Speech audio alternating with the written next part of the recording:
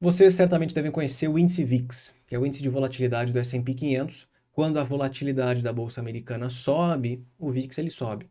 Quando a volatilidade da bolsa americana cai, o VIX ele cai. Nesse exato momento, esse importante indicador de mercado encontra-se em 12,74 pontos. Se você não acompanha esse índice, não deve saber se é muito ou é pouco. Mas eu posso provar para vocês que sim, o índice hoje está num nível bastante baixo. Ou seja, está sinalizando uma tranquilidade, uma calmaria nos mercados, uma calmaria dos investidores. Eu não deveria me preocupar com isso, já que os mercados estão tranquilos hoje e a gente sabe que antes das tempestades sempre tem uma calmaria. Não vale a pena eu me proteger um pouquinho, reduzir a minha exposição em ativos de risco, porque, gente, se o VIX está lá embaixo, é porque eventualmente algo muito grande pode acontecer nas economias, nos mercados, e aí você sabe que VIX em alta significa volatilidade, risco e normalmente ativos em queda. Será que não vale a pena me proteger nesse momento? Essa é uma ótima pergunta. Eu tenho visto algumas análises por aí, um pessoal dizendo que, olha, VIX baixinho desse jeito, cuidado, preparem-se. Mas isso não passa de uma grande bobagem. Eu vou provar para vocês analisando aqui o VIX em tempo real.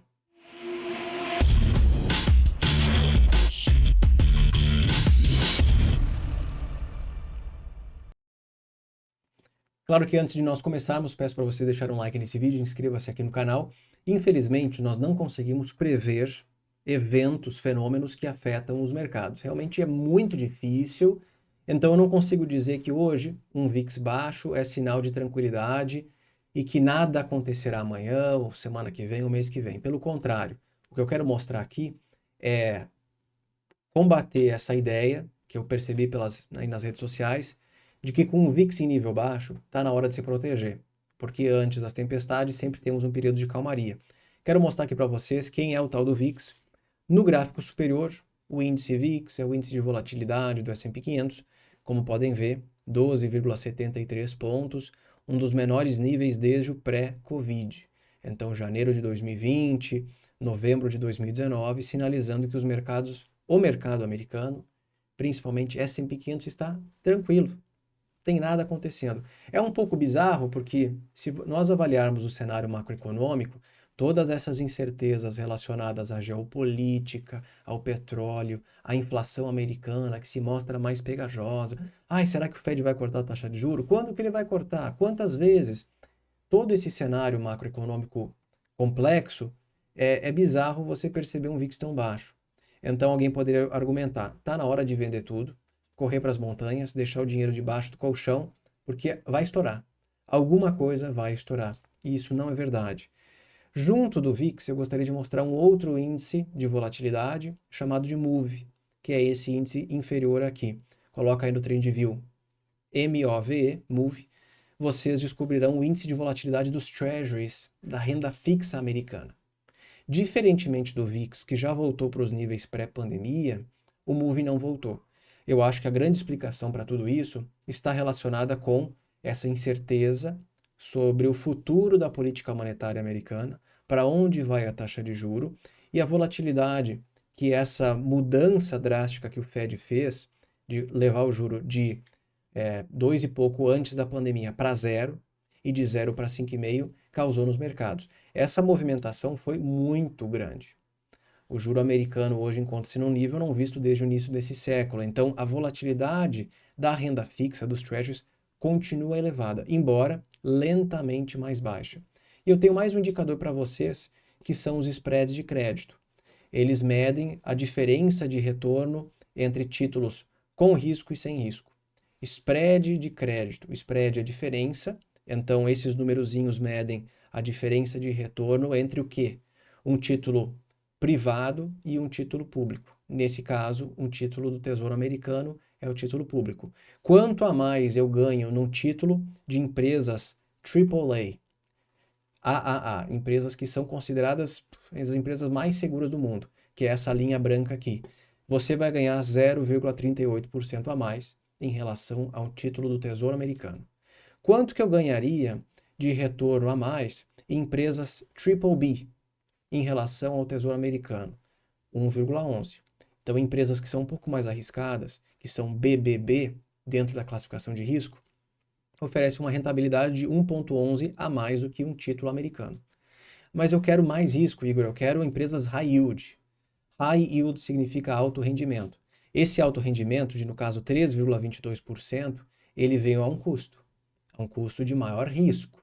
Você ganha 3,22% a mais do que um tesouro americano, mas com um risco adicional. E aqui, em laranja, seria high yield de mercados emergentes. Aí eu estou adicionando a essa análise outros tipos de mercados. Reparem que se eu levar todas esses indicadores para a mesma escala, nós temos aqui as diferenças de rentabilidade que são explicadas por diferentes níveis de risco.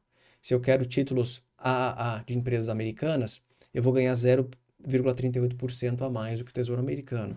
Eu quero mais risco, eu quero mais risco, eu quero mais risco. Antes eu coloquei esses 4 indicadores em escalas diferentes.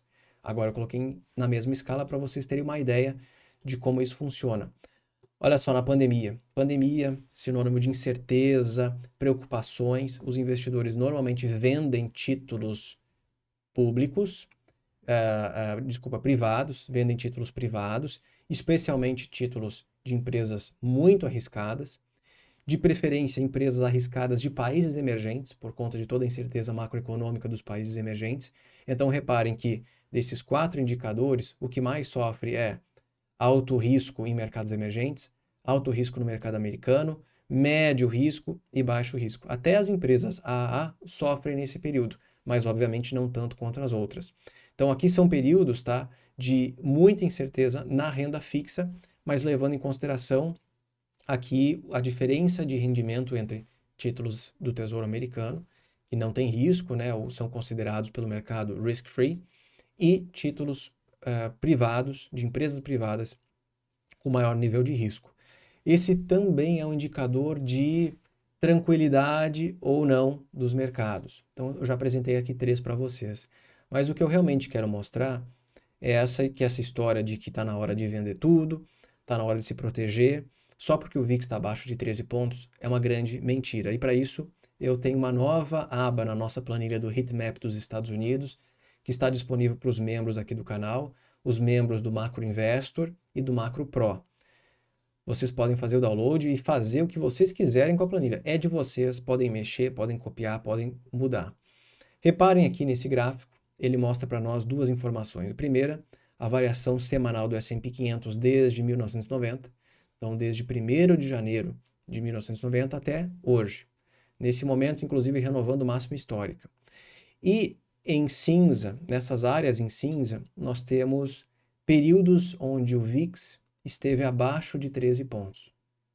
O problema da análise de que está na hora de vender tudo, se proteger, saca toda a grana do banco, coloca debaixo do colchão e corre para as montanhas, é que normalmente quando o VIX bate esses níveis bem baixos, de 14, 13, 12 pontos, essa calmaria ela pode durar por muito tempo. Como eu disse no início do vídeo, eu não consigo prever para vocês até quando os mercados ficarão tranquilos. Eventualmente, em período de calmaria, vocês verão uma tempestade nos mercados. É bem normal. Só que quanto tempo o mercado permanecerá na calmaria? É uma pergunta excepcional. Reparem, de 1993 até 1996, o VIX por diversas vezes esteve abaixo de 13 pontos. E os mercados continuaram em alta. Aqui, de 2005 até 2007, o que realmente antecipou uma tempestade no mercado e na economia americana, o VIX permaneceu 2, quase 3 anos num nível bastante depressivo. Depressivo que eu digo para VIX, porque para o mercado isso é ótimo. Aqui de 2013 até 2015, a mesma coisa. 2 anos. De 2017 até 2020, 3 anos de calmaria nos mercados. E agora, finalmente, depois de tanto tempo, olha só, de 2020 até 2024, o VIX ele retorna para níveis não vistos desde o pré-pandemia, sinalizando que a calmaria voltou para os investidores americanos. Isso é um sinal preocupante? Não necessariamente. Eu quero ir mais além.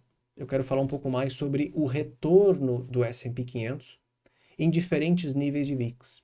Então, nessa aba aqui na esquerda, nessa coluna aqui na esquerda, eu tenho aqui quantas semanas que o VIX esteve acima de 50 pontos. Acima de 50 pontos é quando alguma coisa muito grave acontece. Poderemos até voltar aqui para mostrar. Na pandemia chegou a bater 82 pontos. Gente, isso é muita coisa. Olhando lá para 2008 ou 2009, também 80 pontos. É uma incerteza muito grande. Quantas vezes, desde 1990, o VIX ficou acima de 50 pontos? Por apenas 13 semanas. Qual foi o retorno médio nos próximos 12 meses do S&P 500 quando isso aconteceu? 30%. Então, quem comprou S&P 500 quando o VIX esteve acima de 50 pontos durante esses 20, 30 e poucos anos, ganhou em média 30% 12 meses depois. Em 24 meses, ou seja, VIX bateu 50 ou mais, comprei S&P 500 no auge da incerteza. Um VIX acima de 50 é sim um nível muito alto, sinalizando a incerteza. Eu ganhei 42,4% na média. Isso só aconteceu 13 vezes nesses 30 e poucos anos. Um VIX entre 40 e 50 só aconteceu 30 vezes. Eu teria ganho 32% em 12 meses ou 50% em 2 anos. De 40 a 30 aconteceu 96 vezes, a frequência ela aumenta, obviamente. Aqui são os famosos cisnes negros, né? 96 semanas, o meu retorno médio ele cai um pouco. Então eu ganhei quase 20% num ano, 30% em 2. Entre 20 e 30 está a menor taxa de retorno em 1 e 2 anos. Você ganha em média 5,6% ou 10%. Isso, na minha interpretação, tem uma explicação simples. 20 ou 30 pontos é um nível que ou o mercado, o VIX está muito baixo e está prestes a subir, gerando rendimentos negativos para o S&P, ou ele está voltando a cair. Então, nesse range aqui, o retorno do S&P acaba sendo muito baixo. De 20 até 13 pontos, 786 semanas. Retorno médio, 10% em um ano, 22% em 2 anos. E aqui, como vocês podem ver, no momento atual, abaixo de 13 pontos, isso aconteceu por 353 semanas ao longo desse período. O meu rendimento médio em um ano foi de 10% e de 20% em 2 anos. Reparem que vocês não enxergam aqui rendimentos negativos, né? Provavelmente o rendimento negativo da queda do mercado quando o VIX ele sobe está embutido nesses números aqui. Mas a grande lição desse vídeo é mostrar que essa história de que VIX baixo é sinônimo de problema é uma grande mentira. É muito relativo até o momento em que algo grande acontecer para afetar o mercado americano. Então, podem ficar anos e anos de VIX baixo, baixas incertezas, até algo relevante acontecer. Então, cuidado com essas... Gente, isso aqui é apenas... Eu usei 2 ferramentas para descobrir isso. Você precisa ter um Excel, precisa ter um TradingView para baixar as informações e terceiro, precisa ter um pouquinho de conhecimento em como montar essas fórmulas. É isso. Eu consegui em poucos minutos, eu demorei 1 hora para fazer isso aqui, tá? Eu demorei poucos minutos para destruir essas teses apocalípticas de que o mercado americano está prestes a cair porque o VIX está abaixo de 13%. Bobagem total. Espero que vocês tenham gostado desse vídeo. Inscreva-se aqui no canal, deixe seu like e recomende para outros amigos